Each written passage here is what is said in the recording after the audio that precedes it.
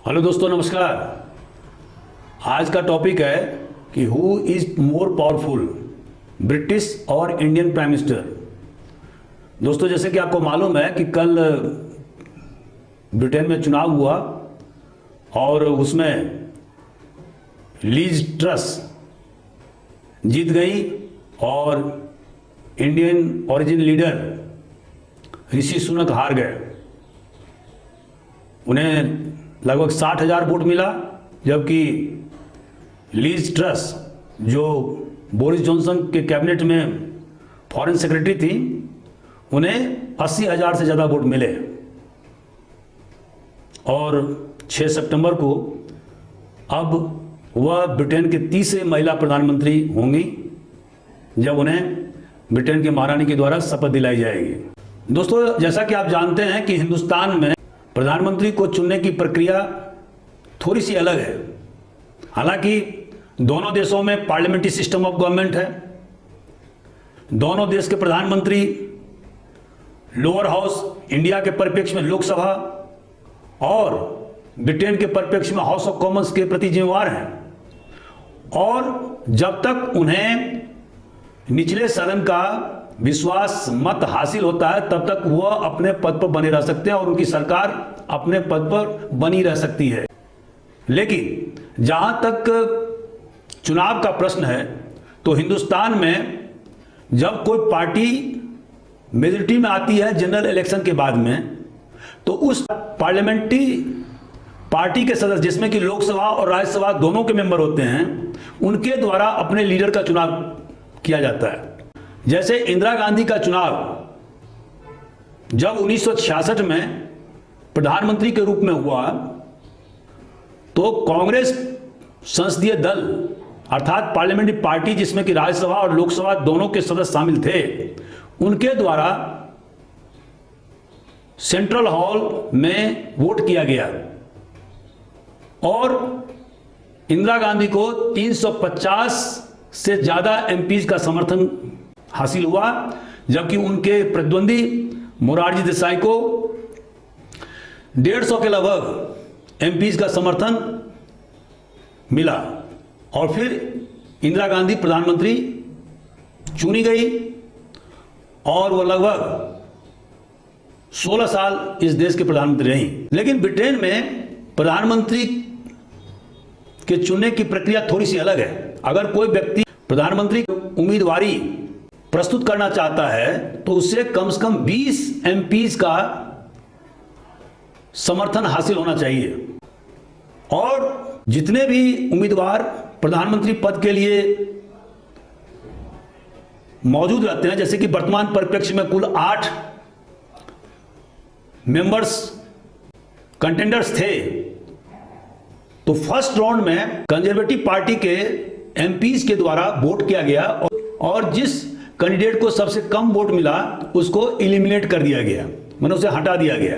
और इस तरह से 5 राउंड इलेक्शन हुआ और बाद में सिर्फ 2 कंटेंडर रह गए, ऋषि सुनक और लीज ट्रस। अब इन दोनों के बीच में जो चुनाव हुआ, उसमें कंजर्वेटिव पार्टी के जो ग्रासरूट लेवल के जो मेंबर्स थे, जिनकी सदस्य संख्या आज की तारीख में 1,60,000 के लगभग है, और ये कॉन्फिडेंशियल है, इसे सार्वजनिक नहीं किया गया है, इन ग्रासरूट वर्कर्स के द्वारा वोट किया गया। और ये मेंबर्स प्रति साल 25 पाउंड पार्टी को चंदा के रूप में देते हैं। तो दोस्तों, इस चुनाव में लीज ट्रस जीत गई। विश्लेषकों का मानना है कि उनके जीतने का कारण यह था कि वह ब्रिटिश नागरिक हैं, वह क्रिश्चियन है, और ये दोनों चीज ऋषि सुनक जो इंडियन ओरिजिन का नेता है, उनका क्रिश्चियन नहीं होना, उनका नॉन व्हाइट होना उनके खिलाफ गया। हालांकि ऋषि सुनक वित्त मंत्री के पद पर आसीन थे बोरिस जॉनसन के कैबिनेट में, और वह मोस्ट कैपेबल लीडर माने जाते थे। लेकिन फिर भी उनकी हार हुई। अर्थात कैपेबिलिटी पर ज्यादा ध्यान नहीं दिया गया, अन्य दूसरे फैक्टर्स पर ज्यादा लोगों ने ध्यान दिया और जिसके कारण से ऋषि सुनक जीतते जीतते रह गए। दोस्तों, जैसा कि आपको मालूम है कि हमारे देश में संसदीय प्रणाली अपनाई गई है और हमने यह संसदीय प्रणाली ब्रिटेन से ही अपनाई है। लेकिन जहां पर ब्रिटेन में राजतंत्र की व्यवस्था है, अर्थात head of the state queen और किंग होता है जो कि वंशानुगत होता है, हमारे देश में रिपब्लिक की स्थापना की गई। अर्थात जो हेड ऑफ द स्टेट होगा उसका चुनाव प्रति 5 वर्ष पर होता है। और जैसे कि आपने देखा कि अभी राष्ट्रपति का चुनाव हुआ, जिसमें कि संसद के दोनों सदनों और विधानमंडल के सदस्यों के द्वारा उसमें भाग लिया गया और श्रीमती द्रौपदी मुर्मू पहली आदिवासी राष्ट्रपति बनी। जिस तरह से ब्रिटेन के संविधान में प्राइम मिनिस्टर का महत्व है, उसी तरह से हमारे देश के संविधान में भी प्राइम मिनिस्टर का महत्व है। लेकिन एक फर्क है, जैसा कि आपको मालूम है कि ब्रिटेन का संविधान कोई लिखित संविधान नहीं है, वो कन्वेंशन पर आधारित है और उसकी शुरुआत 1215 ईस्वी में मैग्ना कार्टा चार्टर से शुरू हुई और धीरे धीरे राजा की सत्ता कमजोर होती गई और असली पावर प्रधानमंत्री और उनके कैबिनेट मेंबर्स के पास चला गया। हमारे देश में भी धारा 74 और धारा 75 में स्पष्ट रूप से कैबिनेट की व्यवस्था और प्रधानमंत्री पद की व्यवस्था की गई है और कलेक्टिव रिस्पॉन्सिबिलिटी की बात की गई है कि कैबिनेट सामूहिक उत्तरदायित्व के सिद्धांत पर काम करेगा। इसका मतलब हुआ कि भारत का प्रधानमंत्री भी उसी तरह से काम करता है जिस तरह से ब्रिटेन का प्रधानमंत्री काम करता है। अर्थात जिस तरह से ब्रिटेन के प्रधानमंत्री के बारे में बताया गया कि वह फर्स्ट अमंग इक्वल्स है, उसी तरह से हिंदुस्तान के प्रधानमंत्री के बारे में भी यह कही जा सकती है। लेकिन वक्त बीतने के साथ साथ और खास करके सेकेंड वर्ल्ड वॉर के बाद ब्रिटेन में भी बहुत जबरदस्त तब्दीली आई और उस समय के प्रधानमंत्री विंस्टन चर्चिल, जो कि वार हीरो के रूप में निरूपित किए गए, धीरे धीरे ब्रिटिश प्राइम मिनिस्टर का प्रेसिडेंशियलाइजेशन होता गया और जैसे अमेरिका के राष्ट्रपति के पास में असली ताकत है, उसी तरह से ब्रिटेन के प्रधानमंत्री के पास भी धीरे धीरे सारी शक्तियां केंद्रित होती गई और दूसरे जो मिनिस्टर्स थे वो ओझल होते गए। उसी तरह से हिंदुस्तान में सरदार वल्लभ भाई पटेल के मृत्यु के बाद जवाहरलाल नेहरू 1950 के बाद से लगातार कांग्रेस के एक छत्र नेता रहे, पूरे देश के नेता रहे।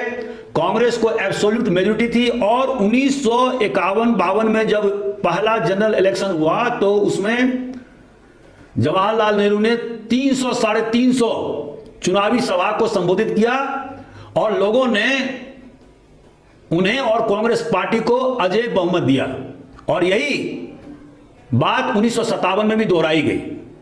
श्रीमती इंदिरा गांधी के जमाने में प्राइम मिनिस्टर ऑफिस को धीरे धीरे मजबूत किया गया और उनका जो पीएन हक्सर, धर और बहुत सारे जो एडवाइजर्स थे, उनके हाथ में धीरे धीरे सत्ता आती गई और एक स्थिति 1971 के बाद में ऐसा आया जब कांग्रेस को 2/3 से ज्यादा बहुमत प्राप्त हुआ तो सारी शक्तियां प्राइम मिनिस्टर ऑफिस या पीएमओ में केंद्रित होती गई और दूसरे अन्य मिनिस्टर्स धीरे धीरे फीके पड़ते गए। वर्तमान परिप्रेक्ष्य में भी हम देखते हैं कि वर्तमान सरकार में नरेंद्र मोदी की जो सरकार है उसमें हम पाते हैं कि प्रधानमंत्री की सत्ता धीरे धीरे बढ़ती गई है और पिछले चुनाव में अर्थात 2019 के चुनाव में प्रधानमंत्री की स्थिति बहुत मजबूत हो गई। बीजेपी को 303 सीट मिली और वह अकेले ही बहुमत प्राप्त कर गई। पिछले इलेक्शन में भी अर्थात 2014 के इलेक्शन में भी उसे 282 सीट मिली थी और अन्य सहयोगी दलों के साथ मिलकर के 2019 के इलेक्शन में एनडीए को 350 से ज्यादा एमपीज का समर्थन हासिल था। इस अजेय बहुमत के साथ वर्तमान सरकार काम कर रही है और दोस्तों इसका रिजल्ट यह हुआ है कि प्रधानमंत्री सर्वशक्तिमान हो गया। एक और फैक्टर काम कर रहा है और वो फैक्टर क्या है कि हिंदुस्तान में एंटी डिफेक्शन बिल लागू है। इसका मतलब क्या हुआ? सत्ता पार्टी का कोई भी एमपीज अपने पार्टी लाइन से डेविएट नहीं हो सकता है। अगर वो डेविएट होगा तो उसके खिलाफ में अनुशासनात्मक कार्रवाई की जा सकेगी, उसकी सदस्यता रद्द भी हो सकती है। लेकिन ब्रिटेन में एंटी डिफेक्शन कानून लागू नहीं है। हमारे देश में एंटी डिफेक्शन एक्ट केवल राष्ट्रपति और उपराष्ट्रपति के चुनाव में लागू नहीं होता है। वहां पर हर एमपी अपने हिसाब से वोट दे सकता है। तो इसका मतलब यह हुआ कि ब्रिटेन के एमपीज को ज्यादा स्वतंत्रता है, लिबर्टी है। और इसी कारण से हम देखते हैं कि अभी जो बोरिस जॉनसन की सरकार को इस्तीफा देना पड़ा, उसका बहुत बड़ा कारण था कि उनके अपने एमपीज के द्वारा उनकी खिलाफत की गई और उन्हें इस्तीफा देने के लिए मजबूर होना पड़ा। हमारे देश में ऐसी व्यवस्था नहीं है। हमारे देश में ऐसी व्यवस्था तब हो सकती है जब सत्ता पार्टी का विभाजन हो जाए और 1/3 एमपीज अर्थात संसदीय दल का 1/3 एमपीज अलग होकर के अपनी पार्टी का निर्माण कर ले और ऐसी स्थिति में सरकार गिर सकती है और तब एंटी डिफेक्शन एक्ट लागू नहीं होगा। दोस्तों, वक्त बीतने के साथ में हिंदुस्तान में भी prime minister president of America की तरह मजबूत होता गया है और इसका कारण यह है कि हमारे देश का आम चुनाव अब प्रेसिडेंशियल टाइप ऑफ इलेक्शन होता जा रहा है। दोस्तों, जैसा कि आप जानते हैं कि पार्लियामेंट्री सिस्टम ऑफ गवर्नमेंट का एक विशेषता यह है कि पहले एमपी चुने जाएंगे, उसके बाद जिस पार्टी को बहुमत मिली है उसके एमपीज के द्वारा अपने नेता का चुनाव किया जाएगा। लेकिन आजकल जस्ट उलट हो रहा है। हर एक पार्टी अपना प्राइम मिनिस्टर कैंडिडेट पहले ही से डिक्लेयर कर देती है। जैसे 2014 के चुनाव में बीजेपी ने वर्तमान प्राइम मिनिस्टर नरेंद्र मोदी को पहले ही अपना प्राइम मिनिस्टर कैंडिडेट डिक्लेयर कर दिया था। तो इसका मतलब क्या हुआ कि अब हमारे देश में प्रेसिडेंशियल फॉर्म ऑफ इलेक्शन का प्रचलन शुरू हो गया है और जिसके कारण से लोग पार्टी को कम और प्राइम मिनिस्टर कैंडिडेट को ज्यादा वोट दे रहे हैं। इसका चलन इंदिरा गांधी के जमाने से ही हो गया था, बल्कि जवाहरलाल नेहरू के जमाने से ही हो गया था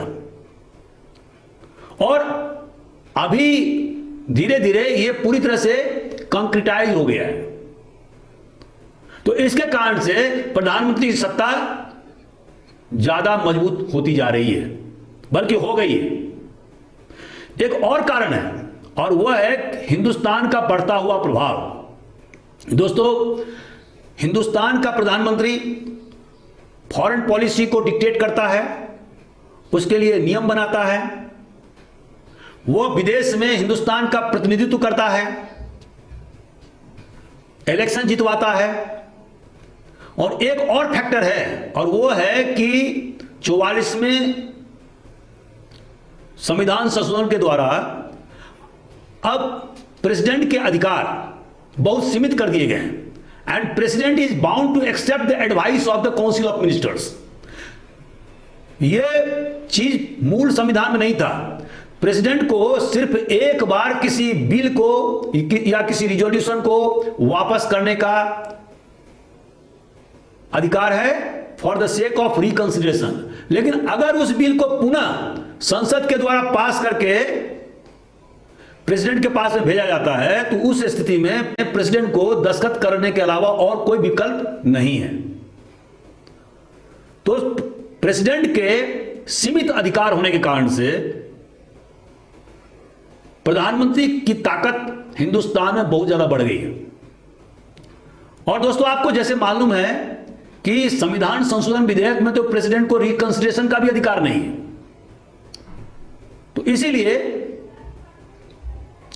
प्रधानमंत्री की ताकत बहुत ज्यादा हिंदुस्तान में बढ़ती गई है। दूसरी बात यह है कि हिंदुस्तान की इकोनॉमी तेज रफ्तार पकड़ रही है और वह एक रिजाइलिएंट इकोनॉमी हो गई है, उसमें बाउंस बैक की क्षमता डेवलप हो गई है। और जिसके कारण से प्रधानमंत्री G20 और विभिन्न प्रकार के जो रीजनल ग्रुपिंग हैं उनमें उनकी बातों को अब ज्यादा महत्व दिया जाने लगा है। और जैसा कि अभी आपको मालूम है कि हिंदुस्तान की इकोनॉमी अब 5वीं सबसे बड़ी इकोनॉमी हो चुकी है। तो दोस्तों, निचोड़ यह है कि आज की स्थिति में हिंदुस्तान का प्रधानमंत्री विश्व का सर्वशक्तिमान प्रधानमंत्री है। वह ब्रिटिश प्रधानमंत्री से भी ज्यादा ताकतवर है, वह अमेरिका के राष्ट्रपति से भी ज्यादा ताकतवर है, बशर्ते कि उसे लोकसभा में बहुमत हासिल हो। अगर हिंदुस्तानी प्रधानमंत्री को बहुत सारे पार्टियों को मिला करके कोलिशन गवर्नमेंट बनाना पड़े, फिर उसकी स्थिति कमजोर हो जाती है, क्योंकि बहुत सारे वेस्टेड इंटरेस्ट को उसे तवज्जो देना पड़ता है। लेकिन अगर भारत के प्रधानमंत्री को लोकसभा में पूर्ण बहुमत है तो उस स्थिति में वह अमेरिका के राष्ट्रपति से भी ज्यादा मजबूत हो जाता है। आपको मालूम ही होगा कि वुड्रो विल्सन ने जब लीग ऑफ नेशन के चार्टर पर दस्तखत किए फर्स्ट वर्ल्ड वॉर के खत्म होने के बाद में, और जब वो अमेरिका गया तो वहां के सीनेट ने उनके प्रस्ताव को मंजूर नहीं किया और अमेरिका राष्ट्रसंघ का सदस्य नहीं बन पाया, और जिसके कारण से वो फेल हो गया और उसका परिणाम यह हुआ कि सेकेंड वर्ल्ड वॉर शुरू हुआ 20 साल बाद। लेकिन हिंदुस्तान में ऐसी कोई कानूनी व्यवस्था नहीं है। हिंदुस्तान का पार्लियामेंट बहुत ही ज्यादा पावरफुल है, और अगर प्रधानमंत्री को पार्लियामेंट खास करके निचले सदन का, लोकसभा का विश्वास हासिल है तो वह बहुत ही ज्यादा पावरफुल हो जाता है। Thank you.